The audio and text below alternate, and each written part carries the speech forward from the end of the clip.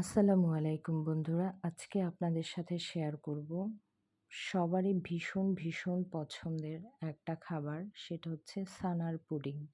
এটা আমার বাসার, বিশেষ করে আমার হাসব্যান্ডের খুবই পছন্দের একটা খাবার এবং আমার ছেলেও এটা ভালো খায়।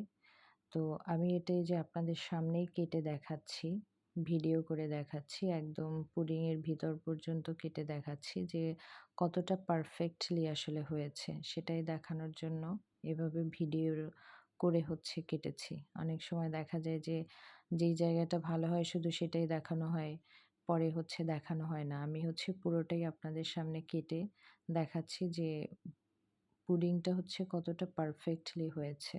তো আপনারা যদি আমার এই রেসিপি ফলো করে বাসায় বানান, অবশ্যই আমি 100% সিউরিটি দিয়ে বলব, এটা একদম পারফেক্টলি হবে, খেতেও মজা হবে। এই যে দেখেন, ছুরি দিয়ে তুলে তারপর আমি পুডিংয়ের উপরে ফেলতেছি।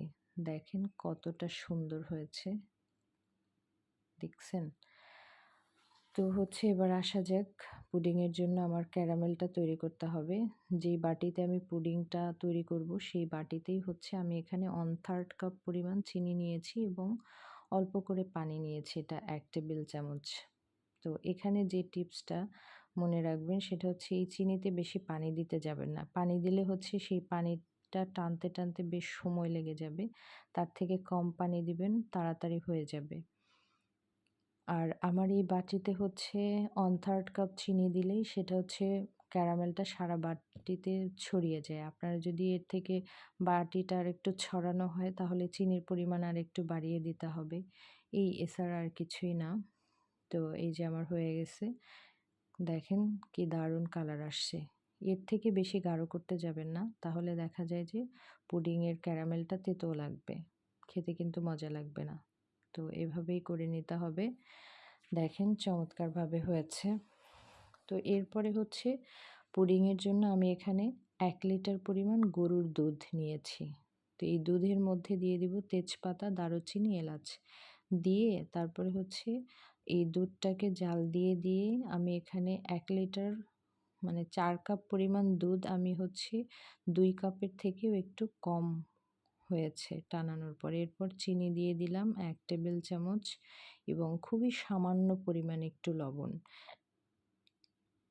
মিষ্টির জিনিসে আসলে 1 চিমটি লবণ দিলে টেস্টটা আলাদা আসে। আর আমি এটায় পরে কনডেন্স মিল্ক ইউজ করব। সেজন্য আমি চিনির পরিমাণটা কম দিয়েছি। এরপরে এই যে তেজপাতা, দারুচিনি উঠিয়ে নেব। এই যে এভাবে আমি 1 লিটার দুধকে টেনে এতটুকু করে নিয়েছি। আর এখানে আপনারা কনডেন্স মিল্ক না দিতে চাইলে পুরোটা চিনি দিয়েও করতে পারেন। তো সেক্ষেত্রে এখানেই যতটুকু চিনি দিবেন ততটুকু দিয়ে নিতে হবে। এরপরে আমি এই যে দেখেন সেই কমানো যে দুধটা, এখানে পুরোপুরি কিন্তু 2 কাপ হয় নাই। 2 কাপের থেকে একটু কম হয়েছে। তো এতটুকু করে নিয়েছি। জাল দিয়ে একদম টেনে গেছে এটা। এরপর আমি এখানে 1/3 কাপ পরিমাণ কনডেন্স মিল্ক নিয়েছি। তো সেটা পুরোটা দেইনি আমি, অর্ধেকের একটু বেশি দিয়েছি। আর নিয়েছি 3টা ডিম। তো এগুলো সুন্দর করে মিক্সড করে নিতে হবে। এরপর আমি দিব 3 ফোঁটার মতো ভ্যানিলা এসেন্স, যাতে এর যে গন্ধটা থাকে, অনেকে ডিমের গন্ধ, পুডিংয়ের গন্ধটা নিতে পারেন না। তার জন্যই আসলে ভ্যানিলা এসেন্সটা দেয়া, অন্য কোনো কারণ নাই। এটা না দিলেও চলে, কোনো সমস্যা নেই। এরপরে এটা যেহেতু ছানার পুডিং, সেজন্য আমি এখানে 1 কাপ পরিমাণ ছানা নিয়েছি। সেটাকে ব্লেন্ডারে ব্লেন্ড করে নিব। তবে এখানে ব্লেন্ড করার সময় এই যে ব্লেন্ড করে তারপর সেই ডিম দুধের সাথে এই ছানাটাও সুন্দর করে মিক্সড করে নিতে হবে।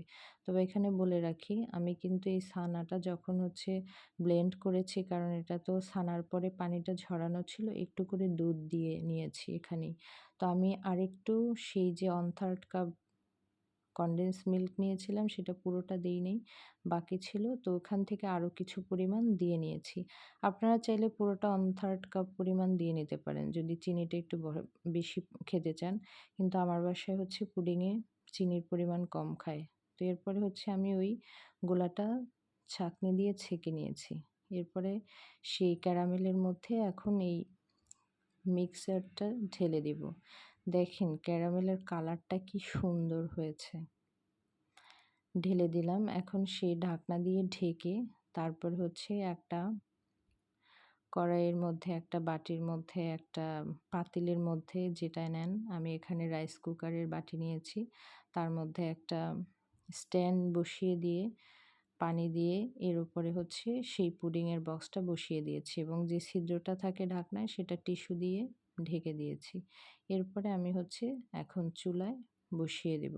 জালটা প্রথমে হচ্ছে হাই হিটে থাকবে, পরে হচ্ছে মিডিয়ামের থেকে একটু বেশি থাকবে।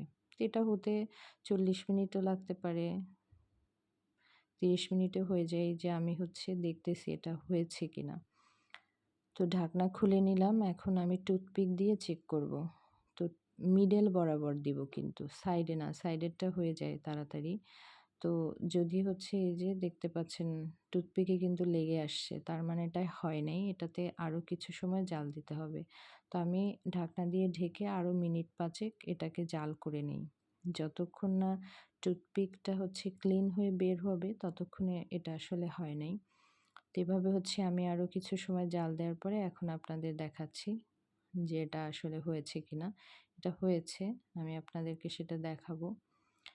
টুথপিক দেখেন একদম ক্লিন। তো আমি হচ্ছে এটা এখন দেখাচ্ছি, এই যে টুথপিকে কিন্তু লেগে নেই। তো আমি একটু কাছ থেকে আপনাদেরকে দেখাবো, এত দূর থেকে বোঝা যাচ্ছিল না, বাটিটা একটু গরম, আমার ধরতে প্রবলেম হচ্ছিল।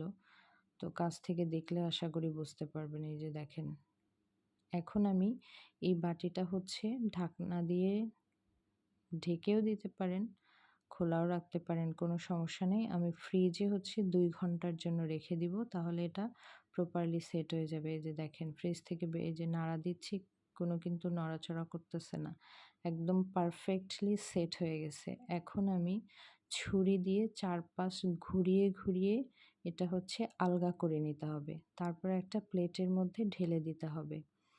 ভিডিওটা যদিও একটু লম্বা হয়েছে, আমি হচ্ছে আপনাদের সামনে সবটাই দেখিয়েছি যাতে হচ্ছে যারা নতুন রাঁধুনি আছেন তাদের জন্য সুবিধা হয়। তো সেজন্যই আমি সামনাসামনি সব দেখিয়েছি। যে এটা ওপেনও করব আপনাদের সামনেই, দেখেন বাটিটা উল্টে দিয়ে দেখতে পাবেন। দেখেন কতটা চমৎকার হয়েছে, কি কালারফুল হয়েছে। কালারটা দেখলে কাছ থেকে দেখাই, কি দারুণ কালার আসছে না? আপনারা নিশ্চয়ই নিশ্চয়ই নিশ্চয়ই বাসায় এটা এভাবে করে খাবেন।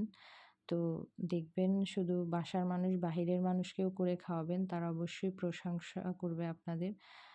তো ভিডিওটা কেমন হলো, আপনারা এভাবে করে বাসায় করবেন এবং আপনাদেরটা কেমন হলো সেটা হচ্ছে আমাকে কমেন্ট করে অবশ্যই জানাবেন। আর আমার জন্য সবাই হচ্ছে দোয়া করবেন। আমি হচ্ছে এই যে দেখেন কেটে দেখালাম যে কতটা হচ্ছে সুন্দর হয়েছে। তো এই পুডিং হচ্ছে কি, পুডিং যেহেতু দুধ ডিম দিয়ে করা হয়, এটা কিন্তু খুবই হেলদি একটা ফুড। এটা যদি বাচ্চাদের খাওয়ানো যায় তাহলে কিন্তু মায়েদের, আর যেসব বাচ্চারা দুধ খেতে চায় না আলাদা করে, ডিম খেতে পছন্দ করে না, তাদের কিন্তু এভাবে খাওয়াতে পারেন।